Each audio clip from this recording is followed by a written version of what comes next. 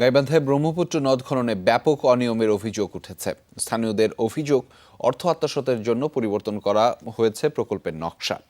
বদলি ঠিকাদারদের কাজ করানো এই প্রকল্প নিয়ে লুকোচুরিতে হতাশ স্থানীয়রা। অনিয়ম খতিয়ে দেখতে ব্যবস্থা নেওয়ার দাবি তাদের। পলি জমে গতি হারিয়েছে ব্রহ্মপুত্র, নদের বুকে জেগে উঠেছে অসংখ্য চর। নাব্যতা ফেরাতে এবং বাহাদুরাবাদ বালাসী রুটে ফেরি চলাচলের জন্য নদ খননের কাজ শুরু হয়েছে সম্প্রতি। তবে শুরু থেকেই নানা অনিয়মের অভিযোগ স্থানীয়দের। কার্যাদেশ পাওয়া ঠিকাদারের পরিবর্তে প্রকল্প বাস্তবায়ন করছে অন্য ঠিকাদার। নকশা অনুযায়ী খনন হচ্ছে না, তার উপর অপসারিত পলি ফেলা হচ্ছে নদের মাঝেই।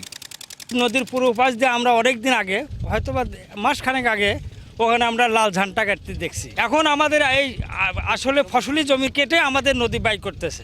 সেই জমিতে আমরা খাজনা দিছি, কিন্তু কিভাবে নদী বাদ দিয়ে এই ফসলি জমির উপর দিয়ে এই নদী খনন করে? সরকারের অর্থ অপচয় হবে, আমাদের কোনো কাজে লাগতেছে না। তো কাজ নিয়ে লুকোচুরি প্রকল্প এলাকায়, নেই কোনো সাইনবোর্ড, খুঁজে পাওয়া যায় না ঠিকাদারি প্রতিষ্ঠান কিংবা বিআইডব্লিউটি এর কোনো কর্মকর্তাকেও। জনগণের যেটা ফসল ক্ষতি হয়েছে এটার ক্ষতিপূরণ দেখ এবং জমিগুলো অধিগ্রহণ করুক। কাজটা সুষ্ঠুভাবে খনন হয় এর দিকে লক্ষ্য করে আমি মাননীয় প্রধানমন্ত্রীর কাছে অনুরোধ রাখছি।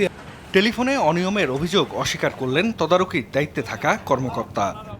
তারা বলতে পারে আমরা ম্যাথ ছাড়া কোনো কাজ করি না। অফিসে যেভাবে ম্যাথ দিচ্ছে আমরা সেভাবে কাজ করছি। এ বিষয়ে ক্যামেরার সামনে কথা বলতে রাজি হননি জেলা প্রশাসক, তবে অভিযোগ খতিয়ে দেখার আশ্বাস দিয়েছেন তিনি। দেখতেছি আমরা সঠিক দেখবো। আমরা জানা মতে যে নদীর ভিতরে জায়গাতে সব কোনো ব্যক্তি মালিকানা হতে পারে না আমার ধারণা।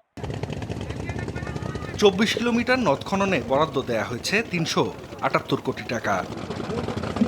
জাহিদ হাসান, যমুনা নিউজ।